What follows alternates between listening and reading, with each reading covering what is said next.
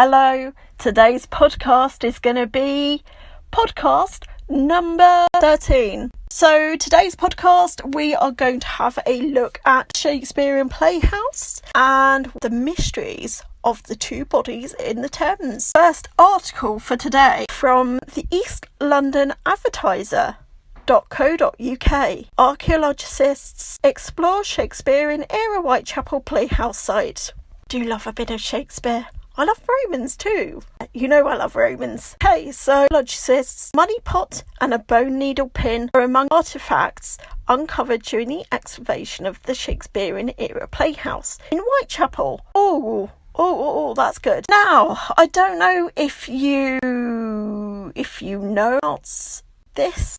They used to have little clay pots and they used to get all the entry money and they would need to smash the Elizabethans didn't have a hole in the bottom. They put the money in.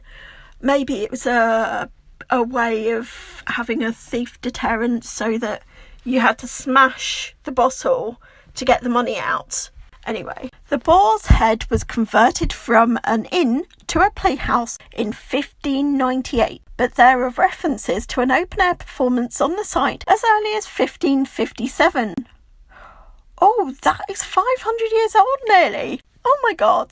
The dig, carried out by a team from the Museum of London Archaeology, MOLA, aimed to uncover the artefacts relating to the playhouse as well as its performance and audience. Archaeologist Heather Knight said, "Theatre emerges and booms in the 16th century, so that's 1500s, of London, and made its lasting mark on theatre across the world. The Boars Head Playhouse is often overlooked when considering Elizabethan playhouses, yet the site has an extraordinarily rich legacy cited in one of the first known references to the theatre in London, which stage plays were performed in open-air spaces and cities." So they would be like open-air theatre of nowadays, or you could say the Roman Colosseum, or open-air theatre of nowadays, like Play in the Park, or things like that. Play in the Park.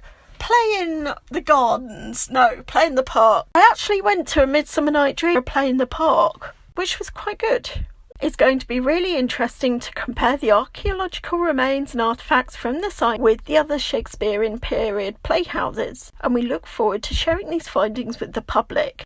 Historic England has worked closely with the developers and archaeologists to secure the investigation and preservation of this important historic Elizabethan site, she says. Basically, they are digging up the site of a theatre, of an old theatre from 500 years ago, and seeing what comes out of it. So there we go. Article 2. This is from livescience.com. Mysterious skeletons of a woman and girl discovered in a lost tower of London. Discovered in lost tower of London Chapel. Ooh, this is quite strange. Woman and child don't appear to have been prisoners. Ooh, I wonder who they are. The Tower of London is perhaps the best known as the dungeon and burial ground where Anne Boleyn, Thomas More and various other friends and exes including Henry VIII were laid to rest, losing the king's favour and possibly their heads. But much of its 950-year-old history of the tower says 1,000 years old.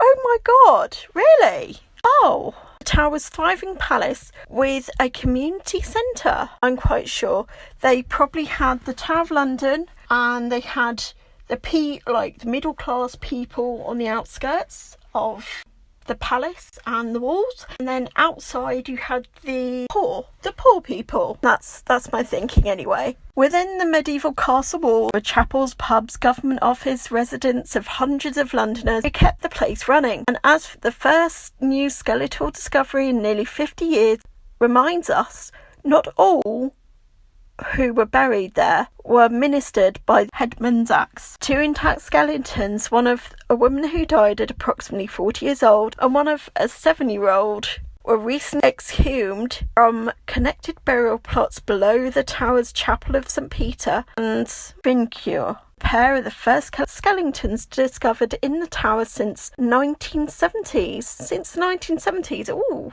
Okay, that's 50 years ago. And the first complete skellingtons from the tower to ever have their bones analysed by the, osteoarchaeologist creators at the tower said in a news release. This in-depth look revealed that both adult and child lived in the uncomfortable lives of the labouring class, according to Alfred Someone, a curator of the historic royal palaces and the non-profit organisation that cares for the tower. The find suggests that the Tower of London was not only a place where traitors and nobles were laid to rest, but was a burial site for the many common folk who lived and worked there. As the first royal complete remains to be examined from within the royal fortress, they have offered us a chance to glimpse the human elements of the tower, which is so easy to miss. The fortress, Hawkins saying in a statement, the fortress has been occupied for 1,000 years, but we must remember it was not only a palace, fortress and prison, but it also been the homes to those who worked within the walls. Hawkins and his colleagues discovered the two skellingtons while conducting an archaeological survey to make the chapel of St. Peter and Victor Moore wheelchair accessible, just outside the chapel's main entrance. The researchers discovered the remains of what appeared to be an even older chapel on the site, including a medieval floor. So, even older. So that would be medieval floor, so that would be 500 to 800 AD. Cut into the floor were the two burials, arranged side by side. The two skellingtons were found lying on the back, with their feet facing east, typical of a Christian burial. The creator said the adult woman appeared to have been interned in a coffin. Some coffin nails were found nearby, while the girl appeared to have been simply wrapped in a burial shroud before being laid to rest. Could they be attached or... Maybe coffins were expensive then. I don't know. Maybe... I don't know. And they only had the adult available funds to fund the mother or the charge or the nanny even. Probably not the nanny. Or the 7-year-old could have been her servant. You don't know. It could be a mother and her child. You simply do not know. These customs were typical of late medieval and early Tudor periods, suggesting that the skellingtons were interred in around 1450s to 1550s, somewhere between the War of the Roses and Edward the Sixth, Henry VIII's son. Analysis of bones revealed that the bone shows sign of illness at death, and that the older woman likely had chronic back pain. There were no signs of violent death, i.e. no axe marks. All the clues point to two castle residents. Neither royal nor prisoners who lived and worked eventually died at the tower before being respectfully buried there. Probably had people looking after the tower, and you've got to think that the people looking after the tower had family to be there with them. The skellingtons have now been reinterred in the chapel during a special ceremony conducted by the Tower of London chaplain, the creators say. Rest again and in peace forever. Oh, what can you say to that? Oh dear. So, trial of the week. Trial of the week is to do with loos. We haven't got anything Roman today. Oh my goodness me. I don't know. I'm going to get, oh my God. I'm going to get Roman sickness from not doing a Roman article. So, this is from The Guardian. Liverpool Pub with spectacular loos become the first to be Grade 1 listed. So you can go to the toilet and be in a historic place in the actual toilet itself. I just thought it was very, very funny. Very, very funny. The Liverpool Pub with spectacular loos become the first Grade 2 listed ones in Britain. A pub in Liverpool with spectacular gentlemen toilets has joined Buckingham Palace, Chadswell House in gaining English top heritage status. The Philharmonic dining room has been upgraded to Grade 1 listed, making it the first purpose-built Victorian pub in England to be given historic England's highest honour. Regarding as a cathedral among the pubs, the opulent Philharmonic was one of the most spectacular drinking dens to be completed at the end of the 19th century, 1800s, known to be the golden age of pub building. Yes, it was. Built during the 1898 to 1900 by Liverpudlian architect Walter W. Thomas, the exuberant Philharmonic was first Grade 2 listed in 1966. It's now been upgraded to Grade 1. Its outstanding architecture quality and magnificent interior. Can you imagine going to the toilet in that?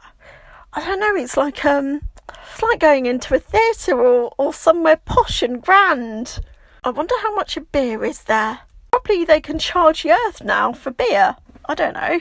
Features include a carving mahogany fireplace, mosaic-clad bar counters and Art Nirvana elements in the toilet. There are also stone sculptures of musicians and musical instruments in the low relief.